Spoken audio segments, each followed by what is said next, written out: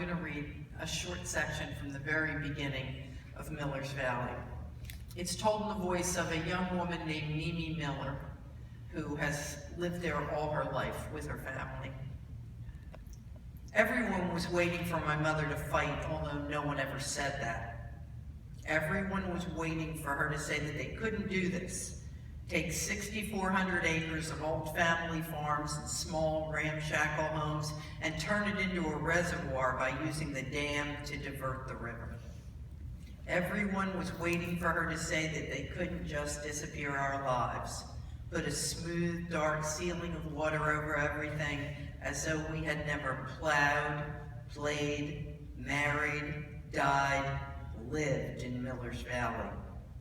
It wasn't just that my mother had lived in the valley, had dealt with the water her whole life long.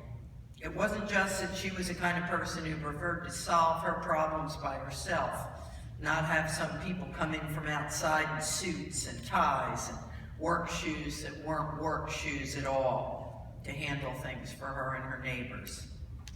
It was that she was someone, Miriam Miller. There are just some people like that. Everyone pays attention to what they say, even if they don't know them well or like them much. My mother went to every meeting the government people held, but she never spoke. And when people would try to talk to her before or after, she was polite, but no more, asking after their children or their arthritis, but never saying a word about the plans to drown Miller's Valley.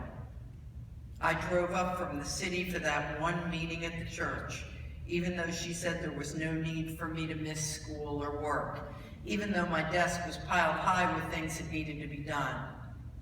I guess I did it because I'd been there from the very beginning years before, when I was a kid selling corn from a card table outside of our barn, when the talk about turning Miller's Valley into a reservoir first began, when no one really thought it would amount to anything.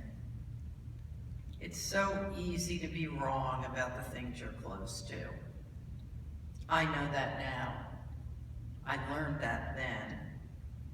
When the meeting was over, my mother and I drove home together down the dark back roads to the farm, and as I took the curves fast, curves I'd been taking since I'd gripped the wheel of the truck while sitting on my father's lap, she stared out the windows so that the sickly green of the dashboard dials just touched the corner of her set jaw.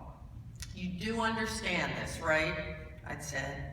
If this goes through, they'll take the house and the barn and the little house.